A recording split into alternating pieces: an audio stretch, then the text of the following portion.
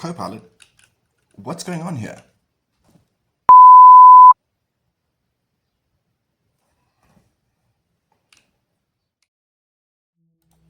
So we're already in September and I haven't done my mandatory AI video yet. I'm going to make up for it though. We're going to learn how to use Copilot in the terminal, which is going to make learning stuff significantly easier.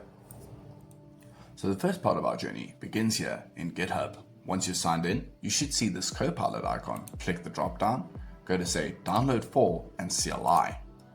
The instructions here, of course you'll need to install GitHub CLI, will guide you through getting GitHub Copilot CLI installed in your terminal. And after you've done that, ready to start having some fun. Now that we've installed GitHub Copilot in our CLI, let's actually do something with it. You'll see I've just run a command here. GitHub Copilot suggests, how do I check the speed of my RAM from the terminal using WMIC? And here it's asking me, do I want a generic shell command, or get command, or gh command? I want a generic shell command. And you can see it gives me a suggestion right away. Now I could copy this command to clipboard, I could execute it, I could revise it, I could rate the response, or I could exit, but I can also do something interesting. I can get Copilot to explain what this command does.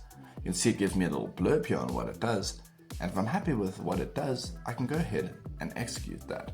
You'd have to add an alias to your shell for that to happen, which I don't have yet, so I'm just going to copy this command to my clipboard.